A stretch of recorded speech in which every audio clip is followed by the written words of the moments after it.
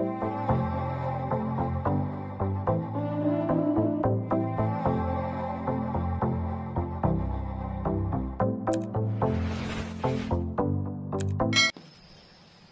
pagi sahabat jejak sepatu Plender.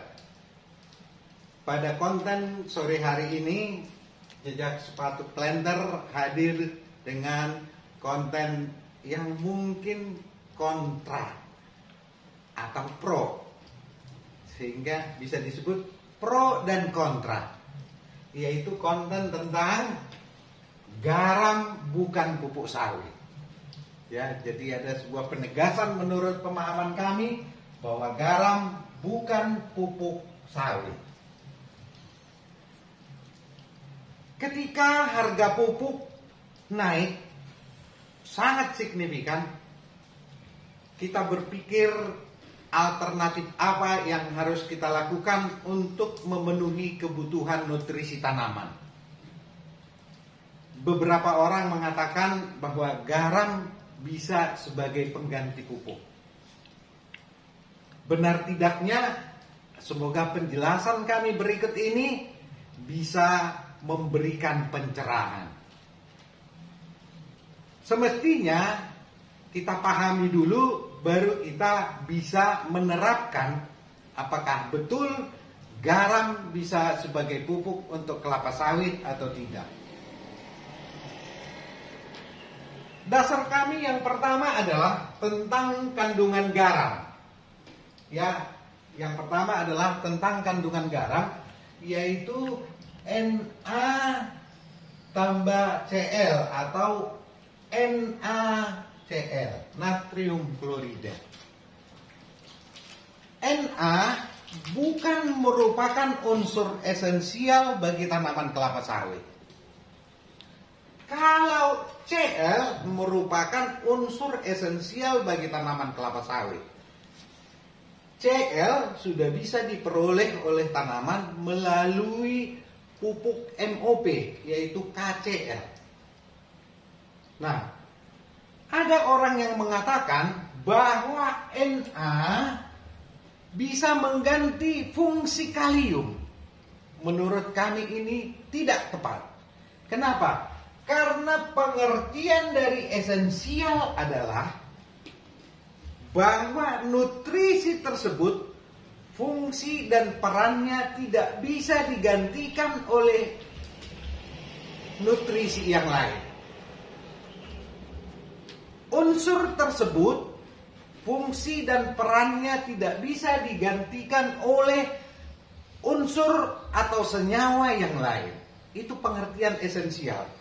Artinya kalau ada orang yang mengatakan bahwa natrium bisa menggantikan fungsi kalium, berarti kalium bukan merupakan hara esensial bagi tanaman kelapa sawit.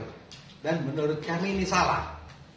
Karena sudah terbukti bahwa kalium merupakan hara esensial bagi tanaman kelapa sawit.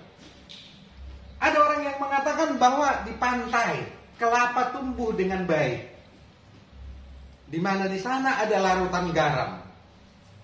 Kemungkinan bahwa peran kalium di tanaman kelapa dengan peran kalium di tanaman kelapa sawit tidak sama. Karena kita ketahui bahwa peran kalium di dalam tanaman kelapa sawit salah satunya adalah membuka dan menutupnya stomata. Artinya membuka dan menutup stomata ini berpengaruh terhadap respirasi. Artinya berpengaruh terhadap proses fisiologis. Respirasi itu bernapas. Karena bernapas itu terjadi proses fisiologis. Jadi di dalam tanaman kelapa sawit, hal itu sangat penting. Yang kedua, mengapa menurut kami bahwa garam tidak boleh kita sebutkan sebagai pupuk bagi tanaman kelapa sawit? Karena dalam kehidupan sehari-hari kita bisa mengartikan bahwa garam itu sebagai pengawet. Dari zaman nenek moyang kita dulu, kita sudah mengenal ikan asin, yaitu ikan yang diasinkan. Kenapa dikasih garam ikan tersebut? supaya proses penguraian di sana oleh mikroorganisme dapat tertahan. Jadi garam tersebut menahan proses penguraian. Artinya, jika kita berikan garam ke tanaman kita berikan garam ke tanah kita, itu bisa menghentikan proses penguraian. Terjadi proses pengawetan. Mikroorganisme akan terganggu. Sementara kita ketahui bahwa di dalam tanah harus terjadi penguraian oleh mikroorganisme supaya nutrisi-nutrisi yang kita aplikasi, nutrisi-nutrisi yang melapuk dari bahan-bahan serata tanaman bisa tersedia bagi tanaman. Ini menurut kami penting. Ya, bahkan kalau kita berkemah dulu, orang tua menyarankan keliling kemah ditaburi garam, artinya melarang binatang-binatang melata untuk datang. Artinya garam bisa melarang binatang-binatang untuk berkembang di sana, sehingga kurang tepat. Karena seharusnya binatang tersebut dengan tanah, dengan lingkungannya harus saling bersimbiosis. Itu yang kedua.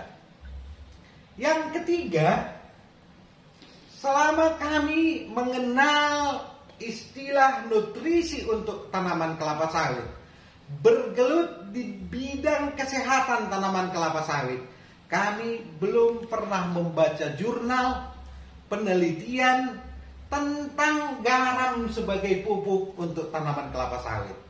Pertanyaannya, apakah para pemikir, ahli-ahli nutrisi tanaman tidak terpikir untuk aplikasi garam sebagai pupuk? Mereka adalah orang-orang pintar dan hebat serta berpengalaman. Mengapa mereka tidak melakukan itu? Tentunya karena berbagai pertimbangan yang telah dikaji bahwa garam bukan pupuk untuk tanaman kelapa sawit. Ya, tapi mana tahu ada bapak ibu atau penonton jejak sepatu planter yang memiliki data atau penelitian atau observasi tentang garam sebagai pupuk tanaman kelapa sawit, kita boleh saling sharing. Tetapi sejauh ini kami belum pernah melihat atau membacanya, atau belum pernah mendengar laporannya pun. Itu yang ketiga. Yang keempat, ada berbagai literatur kami baca tentang penggunaan garam di tanaman tertentu yang dosisnya menurut kami juga sangat kecil sekali. Ya, sangat kecil sekali. Di situ dikatakan bahwa 1 kilogram garam dilarutkan dalam 5 liter air. Artinya 1000 gram garam dilarutkan di dalam 5000 mililiter air. Atau setara dengan 1 gram garam di dalam 5 mililiter air. Artinya dalam 1 mililiter larutan ini terdapat 0,2 gram garam di dalamnya. Jika direkomendasikan 50 mili larutan per tanaman, artinya itu hanya 10 gram garam per tanaman. Dan kalau kita kaitkan dengan tanaman kelapa sawit menghasilkan, tidak ada dosis pupuk yang hanya 10 gram per tanaman. Ada juga yang mengatakan, tapi tidak kami tulis di sini, bahwa mempengaruhi pH tanah. Bahwa garam mempengaruhi pH tanah. Karena garam bersifat netral. Itu bisa masuk akal. Tetapi dengan dosis yang sangat kecil, apakah itu betul-betul nanti bisa mempengaruhi pH tanah? Menurut kami tidak. Jika kita bandingkan dengan pupuk dolomit misalnya, yang dosisnya 1-2 kilo untuk mendukung atau memperbaiki pH tanah, tentunya sangat jauh dengan garam yang hanya 10 gram. Dari penjelasan-penjelasan ini, semoga bermanfaat bagi kita supaya kita tidak salah memupuk. Karena kemarin ada perdebatan, bahkan ada yang sampai memberikan 1 kilogram garam katanya untuk tanamannya. Bahkan rekan saya, agronomis juga pernah menulis di media perkebunan yang melarang supaya tidak menggunakan garam sebagai pupuk. Beliau sendiri sudah langsung melihat tanaman yang rusak akibat kesalahan menggunakan garam sebagai pupuk. Semoga informasi yang singkat ini memberikan manfaat dan pencerahan. Salam jejak sepatu blender, selamat berakhir pekan.